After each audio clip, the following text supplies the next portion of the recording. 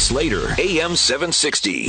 Morning, Slater Crusaders. The right of the people to be secure in their persons, houses, papers, and effects against unreasonable searches and seizures shall not be violated, and no warrants shall issue but upon probable cause, supported by oath or affirmation, and particularly describing the place to be searched and the persons or things to be seized. And that brings us to our state senator, one of the good guys, Joel Anderson. Good morning, sir. How are you? I am fantastic. Thanks to talk for having me on the show. A pleasure. Tell us about SB 828. I dig it. What is it about? Well, in a nutshell, we're using the 10th Amendment to enforce the 4th Amendment, states' rights to enforce due process. Right now, under the Obama administration, NSA has just gone rogue. They're trying to collect as much data on U.S. citizens as they can. And these are everyday citizens. We're not talking about people that have committed a crime. We're not talking about people that are even suspected of anything. They're looking to collect all the data. So what we've done, and I'm joint authoring this bill with Ted Lieu, a Democrat. I'm a Republican. And we're working across party lines because we understand that the government needs to be reined in. So what they want to do is they want to collect all the data on all 38 million Californians. And what we're saying with this bill is there's a bright line that no state employee may work with the NSA to collect data on an everyday citizen. Now, if they have probable cause, sure. If they have a warrant, absolutely. But we believe that while we want to stop terrorism, it cannot be at the expense of liberty or freedom. Of course. I love it. What kind of data would the NSA be asking for? Well, they would like to have everything. So your DMV records, your Cover California health records, your state records, tax records, voting records. They want everything. They have all sorts of algorithms that they use to predict behavior. And we just don't believe that they should have access to any of that data if you're an everyday citizen. How does that work now? Like, if the NSA wants something now, are they able to get it? Do state employees hand it over? How does this work? Well, there's no law against it.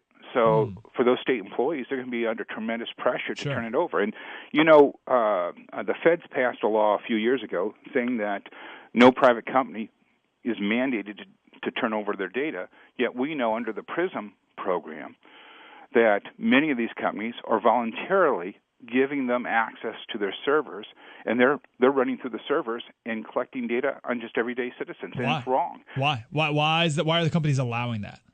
Well, I don't know. You'd have to have those company representatives come in. I believe it's probably a form of intimidation. Mm-hmm. If the NSA is contacting you and saying this is national security, you're thinking, well, why would I risk being put on a list for an audit for taxes? Why would I run a risk of any of that? Yep.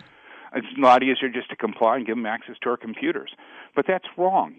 It wasn't right when Nixon ran a subversive list where he named U.S. citizens as subversives, yet they had committed no crime. And, this is what the terrorists want. They want to steal our freedom and liberty. And what they can't take through force, we're giving away for free. Wow, great. Joel Anderson, we're talking with our state senator, SB 828. I want to break this down more, but what's the timeline on this right now? Well, this week it's going to be in the Public Safety Committee, and it's going to be heard there. So if people like this idea or they hate this idea, they can send a letter or an email to my office in support. They can just write, I support SB 828, or they can write, I hate this idea. I think that the government should be able to run rogue and steal all the data on everyday citizens. We have a post here from the 10th Amendment Center, which is a great organization, which actually lists emails and everything for all the people on that committee. So we'll put that on our website, 760kfmb.com, so you can reach out to other members as well. Because it passed the first committee, right? No, this is the first time it's going to be heard. Why did I think it passed something 8-1? I've been talking very positively about it. I'm just ahead of the game, that's all. Okay, well, let's hope it passes 9-0 or whatever the committee is. All right, let's break this down. Let's go backwards because the fourth thing actually deals with the corporation. So number 4, provides sanctions against corporations attempting to fill needs not met in the absence of state cooperation. What does that mean? Well, I'm joint authored with Ted Lieu, and we actually took that provision out. So that's no longer in there. It was tough enough to go against the U.S. government. It was even tougher to go against the Chamber of Commerce. So, in our view, it's better to get something on the books and then build from that down the road. Sure.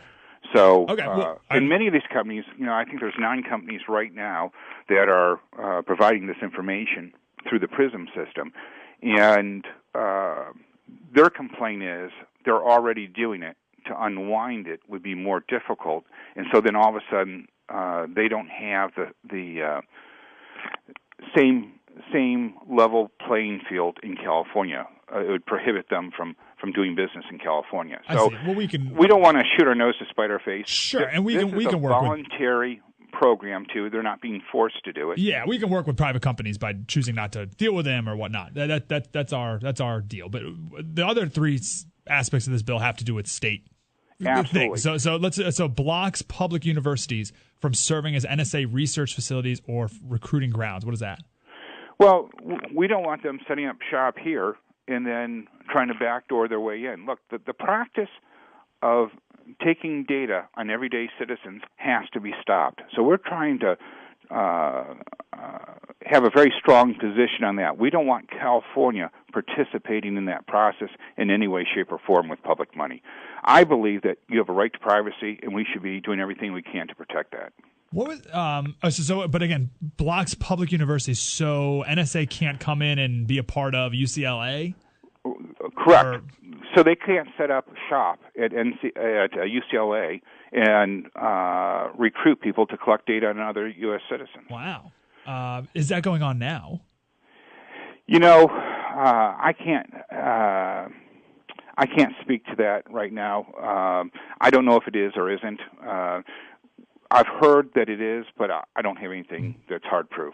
Let's do number 2. Makes information gathered without a warrant by the NSA and shared with law enforcement inadmissible in state court. What's that? Well, if they want to prosecute the person here, so here's the idea. They turn around and they check all these records. They collect all this data on you. You're not a terrorist, but then they turn around and they discover something. But they discovered it through nefarious means. Look,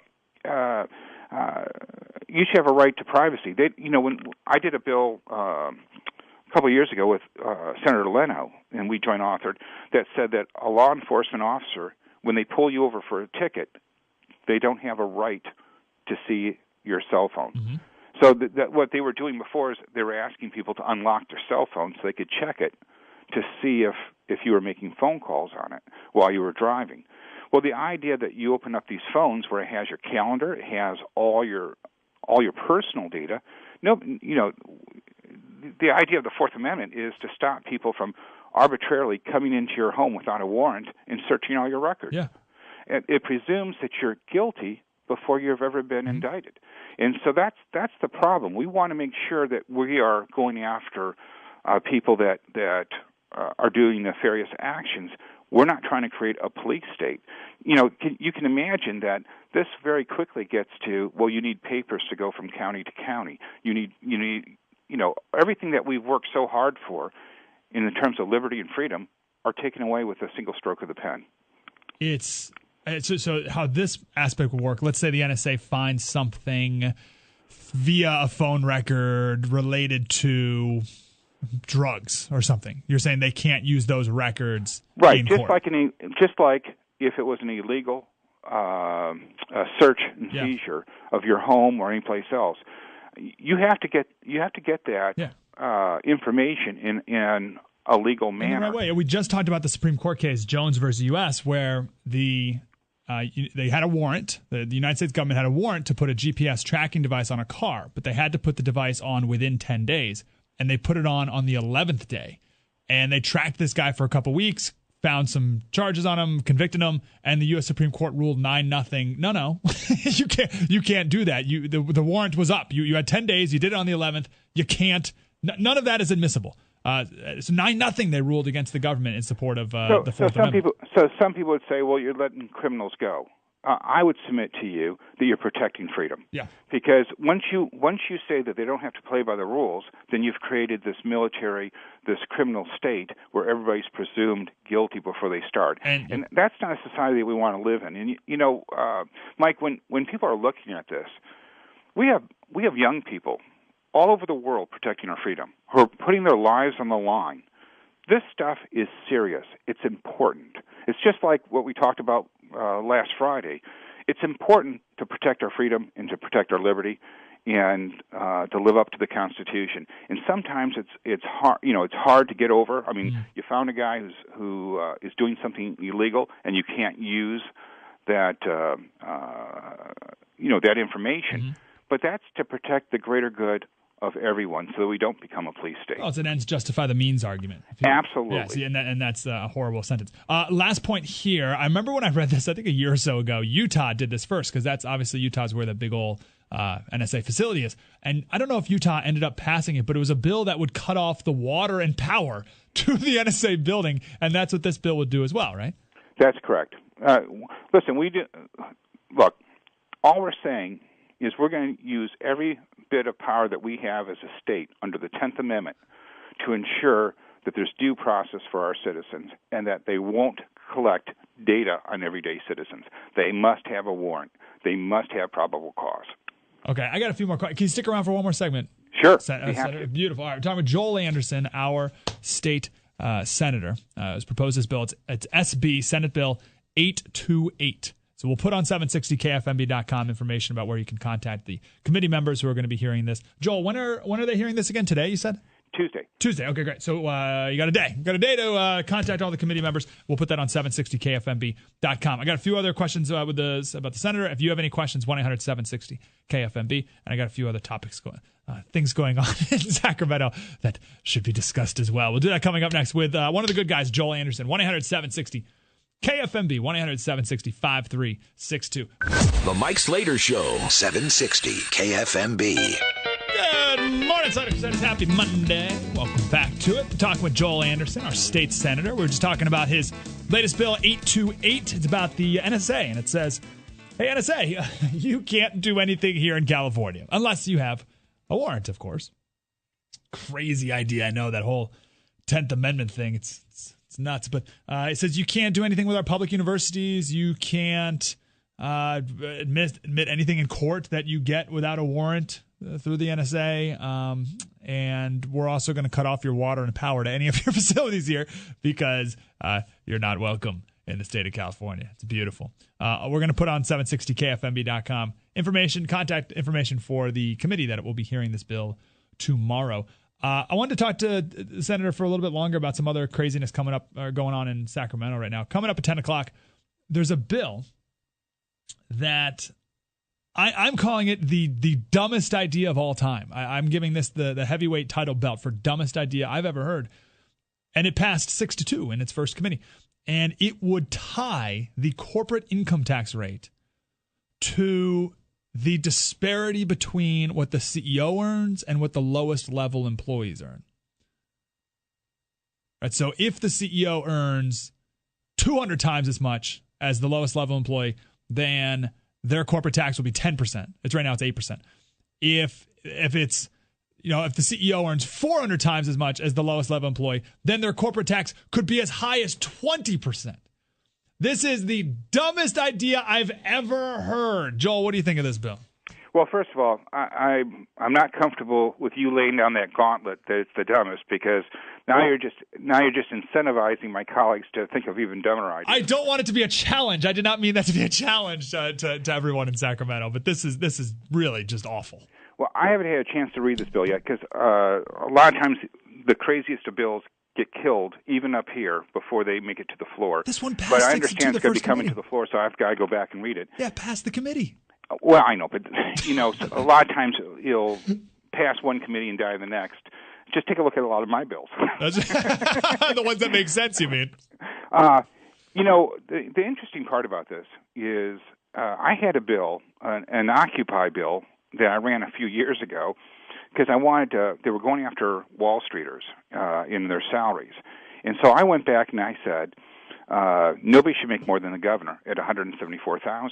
If you're working in public service, there should be some service in your work. And so we took a look, and there were 10,000 state employees who made more than the governor. Wow! And over 1,000 of them made over $250,000. And the interesting part was that's the same year that they gave $100,000 raises to all the university presidents. And, at a time when we didn't have enough, they were raising the tuition at the UCs. They were giving out these huge mega raises. So I'm curious to see if DeSaulniers' bill actually applies to public employees. I'm going to take a guess that it exempts public employees, movie stars, and athletes. Well, you may have found the humor in this, but when I presented my bill, I said my bill targets the top 1% of state employees. I bet they make didn't way like that. more than anyone else. We had a fact coming up. There are 20,000 public employees who make over $100,000 a year pension. Well, so I went back after Caltrans because over the last 5 years, Caltrans has built or repaired fewer than 1,000 miles of road. Say that again. Caltrans has either built or repaired fewer than 1,000 miles of road over the last 5 years. No way! How could that possibly be? They have between 20 to 22,000 employees, depending on who's leaving and who's being hired. Their average salary with benefits is $104,000. Now, I said that, and the Sacramento Bee went nuts and said, "Oh, we're going to fact check that." And I said they made over $100,000, and then they came back and said, "Well, actually, Anderson's correct; it's $104,000." That was the Sac Bee's number, and that does not include the retirement. If you were to benchmark one day of the year and say, "Okay, what's the retirement now?" and we did that last year, it turned out to be $239,000 per employee. That's over 20,000 employees, and yet they've either built or repaired fewer than 1,000 miles. How of road. can that be? What do you mean 1,000 miles of road? How can that possibly be? Well, it in 5 years. Well, I know it's 200 absolutely ridiculous. That's 200 miles so a year. You drive down the 99, and one of the lanes is full of potholes. Everyone drives on the slow side. I used to say they drove on the fast side, but they fixed it, and now it's the slow. Now everyone's driving on the slow side because the fast side is all full of potholes. I mean, to the extent that if you drive it for a week, you're going to need a wheel alignment. I mean, it's that bad. And yet in San Diego, we haven't seen any of Caltrans really because we passed a half-cent sales tax a number of years ago, and all our repairs, everything that we do, is all done through county and county money. Mm-hmm. And so the only road that Caltrans was responsible for in San Diego County was 605, and they just now completed it, and I think it's 5 years late. So when we're looking at it, if you want to look at just a black hole of mismanagement, Caltrans is at the top of that list. And I ran several bills when Governor Brown came in because Governor Brown, in his first term, really went after Caltrans. He laid off 50% of the Caltrans workers. He reorganized it to make it more productive. And I went to Governor Brown and said, "Hey, look, I want to work with you on this. You're doing all this realignment in our jails. Let's do some realignment with Caltrans. Look, if we don't have that infrastructure, those are the roads that drive the commerce that lead to the jobs that we so desperately need. Mm-hmm. If you only have one lane going north and south on 99, that's what all the trucks take. So how are we going to transport goods and services to lead to those prosperous jobs that allow people to pay taxes so that we can take care of our citizens? Well, if we don't allow that infrastructure to occur. Yeah, and that fact you just shared right there. I mean, okay, so anyone who criticizes us conservatives, limited government folk, are crazy, tinfoil hat people. They say, "Oh, you don't want any government? Well, who's going to build the roads?" Right. So like that's their number one argument about why we need to have a massive government, because we need the government to build roads. And here you are saying that in the last 5 years, Caltrans, the state, the government, has barely built any roads. Right, and yet their budget ranges from $12 to $14 billion a year. They are fully funded. They never have a problem. If they're not going to build the roads, then reduce the gas tax so we're not paying them as much. I mean, it's absolutely outrageous what they're doing. And I can give you all sorts of stats and figures on this. It is crazy what we're spending for what little we get. And I have to tell you a funny story.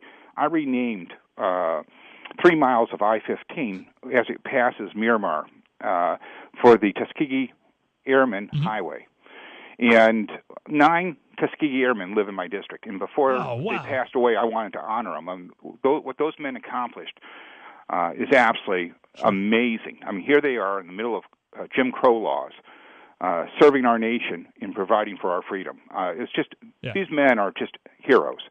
And so I wanted to do it. And so Caltrans, we had this big unveiling. They had the sign out there. and when they unveiled it, it was misspelled. Not Tuskegee. Highway was misspelled. A word they never use. And, I just thought, first the press said, well, is it because you're running all these bills to lean out Caltrans and turn some of the business over to the counties? Oh, they tried to stick it to you, they're saying? Right. I said, no. That level of incompetence, this has nothing to do with sticking it to me. This is their gross level of incompetence. Yeah, but the bottom line is, so the bill I had would have shifted a portion of Caltrans to the counties so the counties could build the roads, because we have 19 self-help counties like San Diego. They're doing exceptionally well about, we finished the 56, we finished a lot of these roads all with county resources. And so I said, if we were to shift some of that money, we'd get more roads and be good. Part of the testimony that they gave at the hearing was they said, well, the counties aren't qualified to match the roads up between counties. Well, how could that? That's the dumbest thing. They're afraid that if they put a freeway in and it goes from one county to another, that the roads wouldn't match and that they'd both come to a dead end. Exactly. I'm just thinking this is the most idiotic thing I've ever heard in my entire life. Like the two counties can't pick up the phone and talk to each other. Right. And there are no county roads that match. Yeah, give me a break. But they have every excuse in the world not to perform. Sure. When if we were to do anything, deliver on water, deliver on roads, our state would boom. Even though our taxes are crazy, even though our regulations are crazy, our state would boom, because all of a sudden you can move goods and services in a timely fashion, and people's businesses are going to grow. That's the interesting part is entrepreneurs are like cream. They can't help but rise. And in California, we're full of entrepreneurs and entrepreneurial spirit. You just got to get out of the way. Senator, we only got about 2 minutes. Tell us the latest on this Latino caucus controversy. Well, so I read on Sunday, Steve Greenhut had an excellent article, and I didn't know this, but we have a Latino caucus, we have a gay caucus, we have a black caucus, we have all these caucuses, but the Latino caucus is for Democrats only. Rocky Chavez, who's an assemblyman from northern San Diego County, had tried to join, and they refused to allow him to join. So here we are, going back as senators last Wednesday, having additional ethics courses. Not once did we talk about the public use of the public's money, and here you have a circumstance where we're created a private club that only Democrats can participate in. And yet they're using public money, and I think that's wrong. I think that the Latino caucus should allow anybody who's Hispanic to join. Well, if you're going to define yourself based off of the Latino, then you have to let Latinos in. That's well, you'd think they'd allow everybody in. Yeah. So they have staff, they have a budget, they have an office space here, all paid for the people, all paid with public money. And yet they're running a private club, and that's wrong. Interesting. All right, we'll get Rocky on the air to talk about it. Real quick, at that ethics class you guys went to the other day, did they ever discuss how you shouldn't smuggle shoulder-fired rocket launchers into the country? No, but they did collect our cell phones at the beginning, because I think that they were fearful that I'd be tweeting the whole time. Like, you can't believe what they just said right now. That would be great. Joel, always a pleasure to talk to you. Thank you, sir.